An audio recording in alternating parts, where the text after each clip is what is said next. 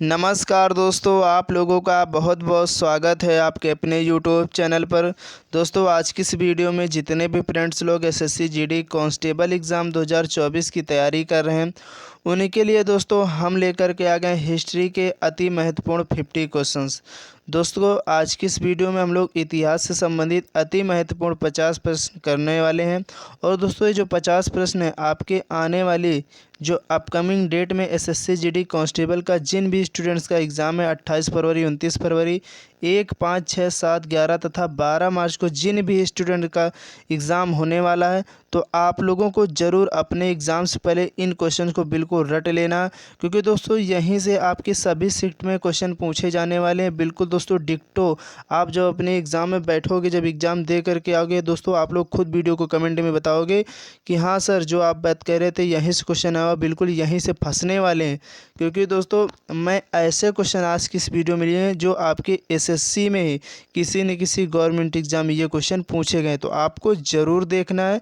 ये दोस्तों मैं आप लोगों से बार बार कह रहा हूँ। तो चलिए दोस्तों, हम लोग वीडियो को स्टार्ट कर लेते हैं। उससे पहले जितने भी फ्रेंड्स लोग हमारे इस चैनल पर पहली बार हैं, तो आप लोग ज़रूर चैनल को सब्सक्राइब करना बिल्कुल भी मत भूलें। तो चलिए दोस्तों, आज के इस बेहतरीन सेशन को स्टार्ट कर लेते हैं।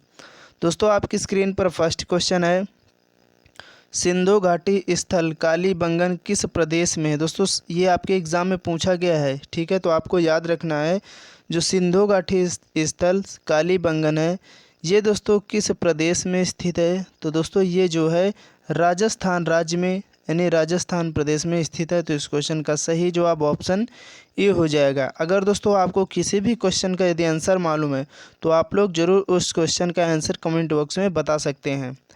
नेक्स्ट क्वेश्चन है दोस्तों, किस हड़प्पा कालीन स्थल से पुजारी की प्रस्तर मूर्ति प्राप्त हुई थी।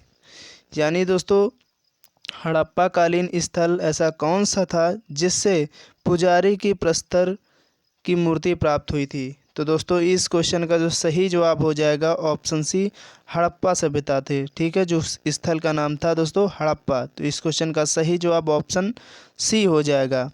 इसके बाद दोस्तों अगला क्वेश्चन है, सिंधु घाटी की सभ्यता में घोड़े के अवशेष कहाँ मिले थे। दोस्तों बहुत इंपॉर्टेंट क्वेश्चन है, तो आपको याद रखना दोस्तों, जो सिंधु घाटी सभ्यता में घोड़े के अवशेष मिले थे, वो दोस्तों मिले थे सुरकोटदा में। कहाँ पर? सुरकोटदा में घोड़े के अवशेष मिले थे। तो आपको याद रखना, इस क्वेश्चन का सही जवाब ऑप्शन डी हो जाएगा। दोस्तों आप लोगों को इस वीडियो को ज़्यादा से ज़्यादा अपने दोस्तों तक शेयर कर देना है, और आपको ज़रूर इस वीडियो में लास्ट तक बने रहना, तभी दोस्तों आपके एग्ज़ाम में क्वेश्चन सही कर पाओगे जो क्वेश्चन आपके एग्ज़ाम में आने वाले हैं, ठीक है। तो इसलिए लगातार आप लोग वीडियो को पूरा देखते रहें। नेक्स्ट क्वेश्चन है दोस्तों, मोहनजोदड़ो कहाँ स्थित है। तो दोस्तों जो मोहनजोदड़ो है, ये जो स्थित है दोस्तों, ये स्थित है सिंध में। इस क्वेश्चन का सही जवाब ऑप्शन ए हो जाएगा। इसके बाद दोस्तों अगला क्वेश्चन है, सिंधु घाटी सभ्यता के लोगों का मुख्य व्यवसाय क्या था। आपके एग्ज़ाम में दोस्तों पूछा जाता है, और ये एसएससी एमटीएस में पूछा भी गया है कि जो सिंधु घाटी सभ्यता के लोग थे, उनका जो मुख्य व्यवसाय था वो क्या था। तो दोस्तों इनका जो मुख्य व्यवसाय था वो दोस्तों व्यापार था। तो इस क्वेश्चन का सही जवाब ऑप्शन डी हो जाएगा। इसके बाद दोस्तों नेक्स्ट क्वेश्चन है, हड़प्पा सभ्यता की खोज किस वर्ष हुई थी। तो दोस्तों हड़प्पा सभ्यता की जो खोज है वो दयाराम साहनी जी के द्वारा की गई थी। कब की गई थी दोस्तों? तो 1921 ईस्वी में। हड़प्पा दोस्तों कहाँ पर स्थान है, ये दोस्तों वर्तमान में पाकिस्तान में। तो आप लोग इस बात को बिल्कुल याद रखिएगा। इसके बाद दोस्तों नेक्स्ट क्वेश्चन है, चरक संहिता नामक पुस्तक किस विषय से संबंधित। दोस्तों बहुत इंपॉर्टेंट क्वेश्चन है, आपको याद रखना दोस्तों, जो चरक संहिता है, ये जो नामक पुस्तक है, किस विषय से संबंधित है। तो दोस्तों इसका जो संबंध है वो है चिकित्सा से। इस पुस्तक का दोस्तों जो संबंध है वो है चिकित्सा से। इस क्वेश्चन का सही जवाब ऑप्शन बी हो जाएगा। इसके बाद दोस्तों नेक्स्ट क्वेश्चन है, ऋग्वेद में सबसे पवित्र नदी किसे माना गया है। तो दोस्तों जो ऋग्वेद में सबसे पवित्र नदी मानी गई है वह है दोस्तों सरस्वती नदी। इस क्वेश्चन का सही जवाब ऑप्शन सी हो जाएगा। इसके बाद दोस्तों नेक्स्ट क्वेश्चन है, असतो मा सद्गमय कहाँ से लिया गया है? दोस्तों आपके एग्ज़ाम में कई बार पूछा गया, तो आपको याद रखना है जो असतो मा सद्गमय है ये दोस्तों लिया गया है ऋग्वेद से। इस क्वेश्चन का सही जवाब ऑप्शन ए हो जाएगा। इसके बाद दोस्तों नेक्स्ट क्वेश्चन है, किस देवता के लिए ऋग्वेद में पुरंदर पुरंदर शब्द का प्रयोग हुआ है? मतलब दोस्तों ऐसे कौन से देवता हैं जिनके लिए ऋग्वेद में पुरंदर शब्द का प्रयोग किया गया है? तो दोस्तों उन जो देवता हैं उनका जो नाम है दोस्तों वो है इंद्र भगवान। इस क्वेश्चन का सही जवाब ऑप्शन सी हो जाएगा। इसके बाद दोस्तों अगला क्वेश्चन है, उत्तर वैदिक संस्कृत का काल किससे माना जाता है? यानी दोस्तों जो उत्तर वैदिक संस्कृति का काल है वो कब से कब तक रहा है? तो दोस्तों इस क्वेश्चन का सही जवाब हो जाएगा ऑप्शन बी हो जाएगा, 1000 ईसा पूर्व से 600 ईसा पूर्व तक उत्तर वैदिक संस्कृति का काल का जो समय रहा। तो आप लोगों को याद रखना है, इस क्वेश्चन का सही जवाब ऑप्शन बी हो जाएगा। इसके बाद दोस्तों नेक्स्ट क्वेश्चन है, सबसे प्राचीन वेद कौन सा? आपके एग्ज़ाम में आया हुआ क्वेश्चन है, तो आपको याद रखना है दोस्तों जो सबसे पुराना सबसे प्राचीन वेद है वो है दोस्तों ऋग्वेद। इस क्वेश्चन का सही जवाब ऑप्शन सी हो जाएगा। इसके बाद दोस्तों अगला क्वेश्चन है, गायत्री मंत्र किस पुस्तक में मिलता है? यानी दोस्तों जो गायत्री मंत्र है ये किस पुस्तक में मिलता है? तो दोस्तों ये जो है ये ऋग्वेद में मिलता है। इस क्वेश्चन का सही जवाब ऑप्शन बी हो जाएगा। इसके बाद दोस्तों नेक्स्ट क्वेश्चन है, हर्यक वंश के किस शासक को कुणिक कहा जाता है? दोस्तों इम्पॉर्टेंट क्वेश्चन है, तो आपको याद रखना है दोस्तों हर्यक वंश का ऐसा कौन सा शासक था जिसको कुणिक के नाम से भी जाना जाता था? तो दोस्तों वो जो शासक था उसका दोस्तों नाम था अजातशत्रु। इस क्वेश्चन का सही जवाब ऑप्शन बी हो जाएगा। इसके बाद दोस्तों अगला क्वेश्चन है, किस शासक ने गंगा एवं सोन नदियों के संगम पर पाटलिपुत्र नामक नगर की स्थापना की थी? यानी दोस्तों ऐसा कौन सा शासक था जिसने गंगा एवं सोन नदियों के संगम पर पाटलिपुत्र नामक स्थान की नगर की जो स्थापना की थी वो कौन था? तो दोस्तों वो जो था उदयन था। इस क्वेश्चन का सही जवाब ऑप्शन ए हो जाएगा।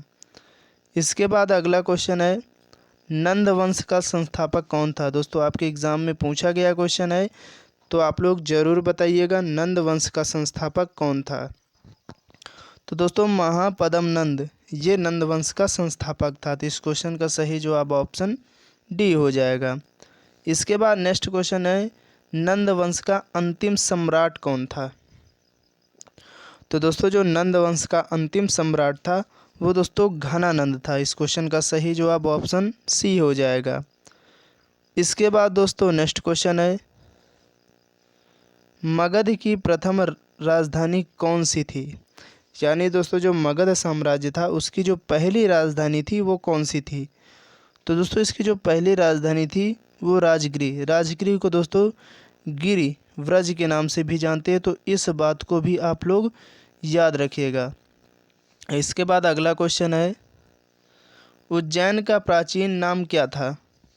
यानी दोस्तों जो उज्जैन नगर था उसका प्राचीन नाम क्या था? तो दोस्तों उसका प्राचीन यानी पुराना नाम दोस्तों अवंतिका था। ये भी आपके एग्ज़ाम में आया हुआ, तो आपको ज़रूर याद रखना है। इसके बाद दोस्तों नेक्स्ट क्वेश्चन है, हाइडेस्पस या बितस्ता का युद्ध किन किन शासकों के बीच हुआ था? दोस्तों बितस्ता जो है ये झेलम नदी का प्राचीन नाम है, ठीक है। तो आप लोग इस बात को याद रखिए, झेलम नदी का जो पुराना नाम था वो बितस्ता था, ठीक है। तो आपको इस बात को याद रखना है। तो दोस्तों जो बितस्ता का युद्ध हुआ था वो किन किन दो शासकों के बीच हुआ था? तो दोस्तों ये जो युद्ध है ये सेल्यूकस एवं चंद्रगुप्त मौर्य के मध्य हुआ था, ठीक है। तो आपको याद रखना दोस्तों, इस क्वेश्चन का सही जवाब हो जाएगा ऑप्शन डी हो जाएगा। इसके बाद दोस्तों अगला क्वेश्चन है, बौद्ध ग्रंथ पिटकों की रचना किस भाषा में हुई है? यानी दोस्तों जो बौद्ध ग्रंथ हैं पिटकों की जो रचना की गई वो किस भाषा में हुई है? तो दोस्तों इनकी जो भाषा में जो रचना हुई है इनकी जो दोस्तों रचना हुई है वो पाली भाषा में हुई है। इस क्वेश्चन का सही जवाब ऑप्शन बी हो जाएगा। इसके बाद नेक्स्ट क्वेश्चन है, प्रथम जैन महासभा का आयोजन कहाँ हुआ था? तो दोस्तों आप लोगों को याद रखना, जो प्रथम जैन संगीति कह लीजिए या प्रथम जैन महासभा का, ये दोनों बात एक ही हैं। आपको ये क्वेश्चन घुमाने की वजह से ऐसा लिख देता है, तो आपको बिल्कुल भी कंफ्यूज नहीं होना। दोस्तों जो प्रथम जैन महासभा का आयोजन हुआ था वो हुआ था दोस्तों पाटलिपुत्र में। इस क्वेश्चन का सही जवाब ऑप्शन बी हो जाएगा। इसके बाद नेक्स्ट क्वेश्चन है, बौद्ध धर्म ग्रहण करने वाली पहली महिला कौन थी? तो आप लोग दोस्तों याद रखिएगा, जो बौद्ध धर्म ग्रहण करने वाली पहली महिला थी वो दोस्तों महाप्रजापति गौतमी जी थी। इस क्वेश्चन का सही जवाब ऑप्शन ए हो जाएगा। इसके बाद दोस्तों अगला क्वेश्चन है, सिद्धार्थ, जिनका दोस्तों नाम गौतम बुद्ध भी था, को ज्ञान की प्राप्ति कहाँ हुई थी? तो दोस्तों आप सभी को भी मालूम होगा, जो सिद्धार्थ यानी गौतम बुद्ध थे, इनको जो ज्ञान की प्राप्ति हुई थी वो बोध गया बिहार में हुई थी। कहाँ पर दोस्तों? जो गया है वो बिहार राज्य में है, तो आपको याद रखना है। इसके बाद दोस्तों नेक्स्ट क्वेश्चन है, भारत में सबसे बड़ा बौद्ध स्तूप कहाँ स्थित है, कहाँ पर बनाया गया है? तो दोस्तों भारत में जो सबसे बड़ा बौद्ध स्तूप है वो सांची में है। ठीक है, तो आप लोगों को याद रखना है। इसके बाद दोस्तों नेक्स्ट क्वेश्चन है, गौतम बुद्ध का गुरु कौन था? आपके एग्ज़ाम में पूछा गया है दोस्तों, तो आपको याद रखना है, जो गौतम बुद्ध के गुरु थे दोस्तों वो अलार कलाम थे। इस क्वेश्चन का सही जवाब ऑप्शन डी हो जाएगा। इसके बाद अगला क्वेश्चन है दोस्तों, प्रथम भारतीय साम्राज्य किसने स्थापित किया था? तो दोस्तों प्रथम भारतीय साम्राज्य जो है वो किसने स्थापित किया था?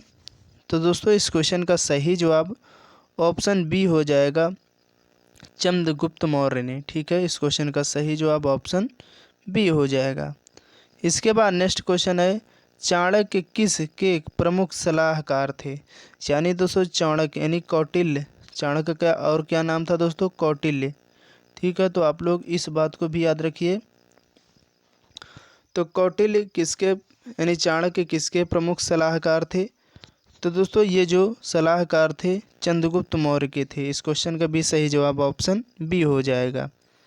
इसके बाद अगला क्वेश्चन है दोस्तों, चंद्रगुप्त मौर्य ने सेल्यूकस को किस वर्ष पराजित किया था? ये भी आपके एग्जाम में आया हुआ क्वेश्चन है, तो आपको याद रखना दोस्तों, जो चंद्रगुप्त मौर्य ने थे उन्होंने सेल्यूकस को किस वर्ष हराया था यानी पराजित किया था? तो दोस्तों इन्होंने 305 ईसा पूर्व में चंद्रगुप्त ने सेल्यूकस को पराजित किया था। इसके बाद अगला क्वेश्चन है, मौर्य वंश का अंतिम सम्राट कौन था? तो दोस्तों मौर्य वंश का जो अंतिम सम्राट था वो दोस्तों था बृहद्रथ। कौन था दोस्तों? जो बृहद्रथ था दोस्तों वह मौर्य वंश का अंतिम सम्राट था, तो आप सभी को याद रखना है। इसके बाद अगला क्वेश्चन है, मेगास्थनीज किसका राजदूत था या दूत था? तो आप लोग बताइएगा दोस्तों, जो मेगास्थनीज था वो किसका राजदूत था? दोस्तों ये सेल्यूकस का राजदूत था। तो इस क्वेश्चन का सही जवाब ऑप्शन डी हो जाएगा। इसके बाद नेक्स्ट क्वेश्चन है, किस मौर्य शासक को अमित्रघात के नाम से जाना जाता है? इंपॉर्टेंट क्वेश्चन दोस्तों, तो आपको बिल्कुल भी भूलना नहीं है, किस मौर्य शासक को अमित्रघात कहा गया? तो दोस्तों बिंदुसार को अमित्रघात के नाम से भी जाना जाता है। तो इस क्वेश्चन का सही जवाब ऑप्शन बी हो जाएगा। इसके बाद दोस्तों अगला क्वेश्चन है, तक्षशिला विश्वविद्यालय कहाँ स्थित था? यानी दोस्तों तक्षशिला विश्वविद्यालय है, ये दोस्तों कहाँ स्थित है? तो दोस्तों ये जो है पाकिस्तान में। इस क्वेश्चन का सही जवाब ऑप्शन सी हो जाएगा। इसके बाद नेक्स्ट क्वेश्चन है, किस गुप्तकालीन शासक को कविराज कहा गया है? यानी दोस्तों ऐसा कौन गुप्तकालीन शासक है जिसको कविराज के नाम से भी जानते हैं? तो दोस्तों इस क्वेश्चन का सही जवाब ऑप्शन सी हो जाएगा, समुद्रगुप्त को।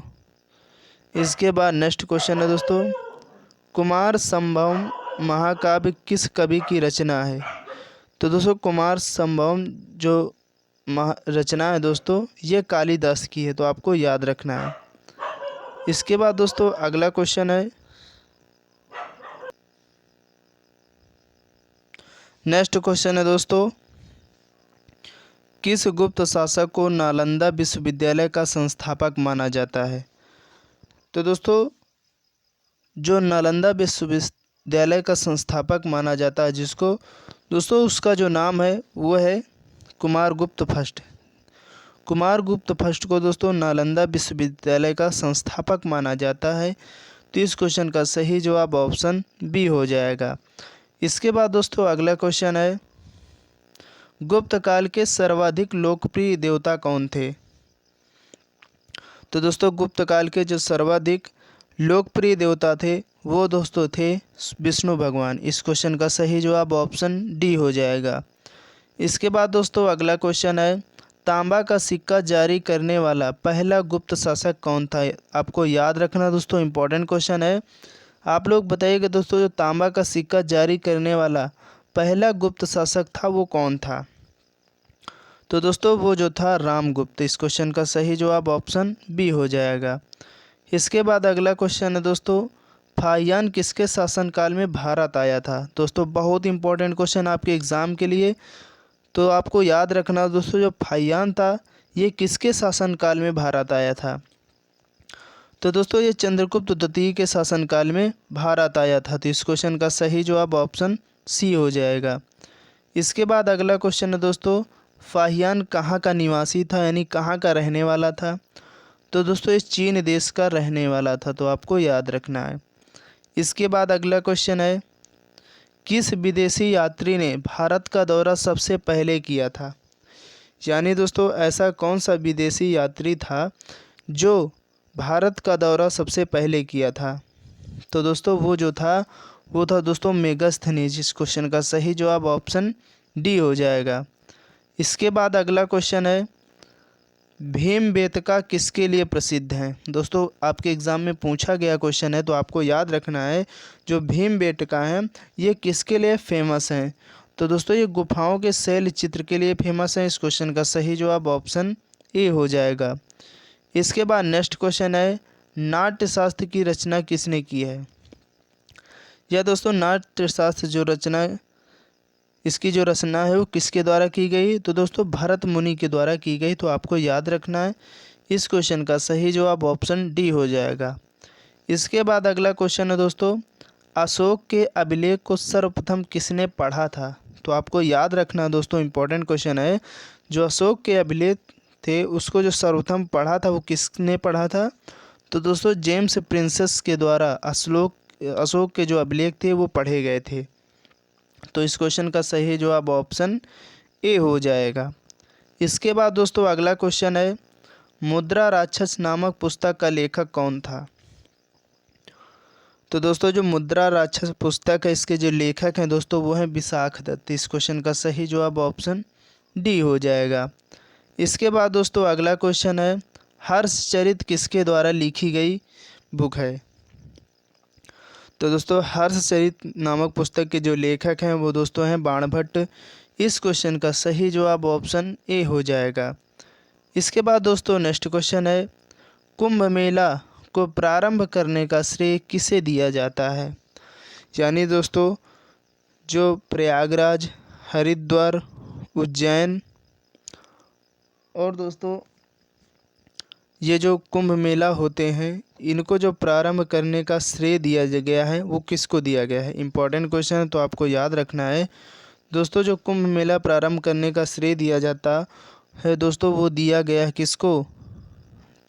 हर्षवर्धन को। किसको दोस्तों? हर्षवर्धन को।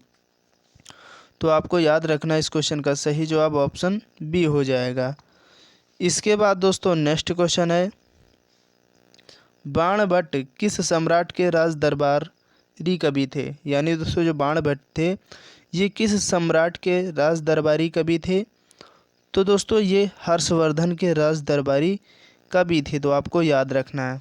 इसके बाद दोस्तों अगला क्वेश्चन है, किस व्यक्ति को द्वितीय अशोक कहा जाता है? तो आपको याद रखना दोस्तों, किस व्यक्ति को द्वितीय अशोक कहा गया है? तो दोस्तों हर्षवर्धन को ही द्वितीय अशोक कहा जाता है। इसके बाद दोस्तों आज की इस वीडियो का लास्ट क्वेश्चन है 50, ह्वेनसांग भारत में लगभग कितने साल तक रहा? तो दोस्तों आपको बताना है ह्वेनसांग जो भारत देश में लगभग कितने सालों तक रहा है? तो दोस्तों लगभग ये 15 साल तक रहा है। और दोस्तों बताना ह्वेनसांग किसके शासनकाल में? दोस्तों आप लोग ज़रूर इस क्वेश्चन का जवाब दीजिएगा कमेंट बॉक्स में। जो ह्वेनसांग था, ये ह्वेनसांग दोस्तों किसके किसके शासनकाल में किसके शासनकाल में भारत आया था? तो आप लोगों को ज़रूर इस क्वेश्चन का जवाब बताना है, ठीक है। उम्मीद करते हैं दोस्तों आज की जो वीडियो आप लोगों को काफ़ी ज़्यादा पसंद आई होगी, तो आप लोग वीडियो को लाइक कर दीजिए। ज़्यादा से ज़्यादा अपने दोस्तों तक इस वीडियो को शेयर करते रहिए जब तक आपका एग्ज़ाम नहीं हो जाता। और जितने भी दोस्त लोग चैनल में पहली बार, तो आपको चैनल को बिल्कुल भी सब्सक्राइब करना नहीं भूलना, क्योंकि दोस्तों मैं आप लोगों के सामने डेली काफ़ी बेहतरीन कंटेंट लेकर हाजिर हो रहा हूं। तो इसलिए आपको चैनल को बिल्कुल भी सब्सक्राइब करना नहीं भूलना। और वीडियो को, हर एक वीडियो को दोस्तों अपने एग्ज़ाम से पहले एक बार शुरू से लास्ट तक पूरी देखना दोस्तों, तभी आप अपने एग्ज़ाम में बिल्कुल क्वेश्चन सही कर पाओगे, क्योंकि यहीं से क्वेश्चन आने वाले हैं।